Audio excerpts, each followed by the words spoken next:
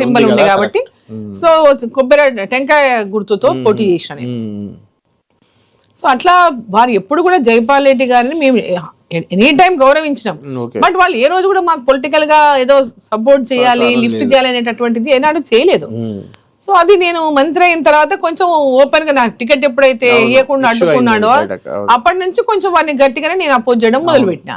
ఇది not right, ఇట్లా ఇంత అంటే నేను ఎన్నో పోరాటాలు చేసిన, నా ప్రాణాలకు తెగించి పోరాటం చేసిన. 2004 to 2099 to 4 మధ్యలో పెద్ద ఎత్తున పోరాటాలు ప్రాజెక్టుల కోసము కాంగ్రెస్ లో ఉండి నా అనేక రకాలుగా పోరాటం, నా ప్రాణాలు తెగించి నేను పోరాటం చేసిన. జిల్లా ప్రాజెక్టుల కోసం కానివ్వండి, పాదయాత్రలు కానీ, పోరాటాలు కానీ, ఆర్డీఎస్ దగ్గర ఉద్యమమే కానీ అన్ని చేసి జిల్లాలో స్ట్రాంగ్ పార్టీ అయిన తర్వాత ఆ పొత్తులో భాగంగా నా టికెట్ కట్ చేస్తే అది ఎంత అవకాశం కూడా వేరే చోట ఇవ్వడానికి ఉండేది. అప్పుడు అసలు జిల్లాలో బీఆర్ఎస్ లేదు, కాకపోతే అక్కడ కావాలని రానియకూడదని ఉద్దేశం చెక్ పెట్టారు మొత్తానికి.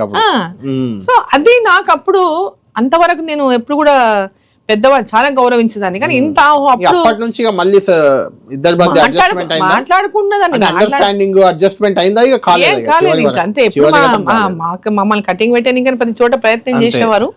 ఇక అదే విధంగానే ఫైటింగ్ చేసి మాట్లాడు. నేను కూడా పోయేదాన్ని వెళ్ళేదాన్ని మాట్లాడేదాన్ని. అట్లా కొట్లాట అంటే ఇది కాదు, లేదు కానీ అంతర్గతంగా ఉండేది పొలిటికల్ రైవాలిటీ అయితే ఉండేది. జూపల్లి కృష్ణారావు గారితో తెలంగాణ తెలంగాణ ఉద్యమ సమయంలో పీక్ ఉద్యమం సమయంలో వారు ఇద్దరం మంత్రులం జిల్లాలో. ఇద్దరం మంత్రులు ఉన్నప్పుడు ఆయన పాదయాత్ర చేస్తే అడ్డుకున్నారు. నా కాన్స్టిట్యున్సీలో చేసినందుకు అడ్డుకున్నాను. అంటే మంత్రి అంటే రాష్ట్ర మంత్రి మంత్రినే కదా. అవును, ఆయన చేయాల్సిన అవసరం లేదు. అంటే గద్వాల మీ సామ్రాజ్యం కాదు, నా కాన్స్టిట్యున్సీ రిప్రజెంటేటివ్ నేను.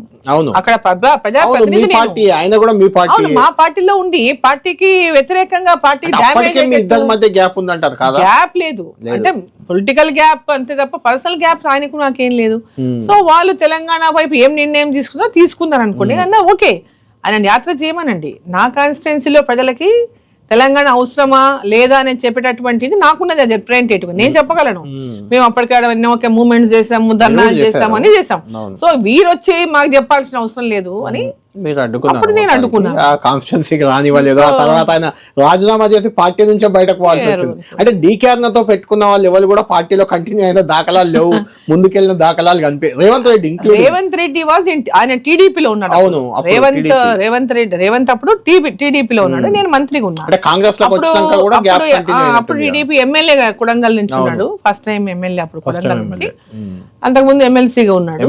సో ఎమ్మెల్యేగా ఉన్నప్పుడు కాన్స్టిట్యున్సీలో ప్రోగ్రామ్స్ అవన్నీ ఉంటే పోయేదాన్ని చేసేదాన్ని. అప్పుడు ఏదో రకంగా రేవంత్ అప్పుడు కూడా ఏంటంటే ఎలివేషన్ కోసం అని ఎవరన్నా గట్టి పెద్దవాళ్ళతో పెట్టుకుంటే ఆ ఎలివేట్ అవుతా అనేటటువంటిది అలవాటు ఫస్ట్ నుంచి. సో అట్లా నాతో పెట్టుకొని గొడవ పెట్టుకుంటే తను నిజంగానే వచ్చింది కదా ఎలివేషన్.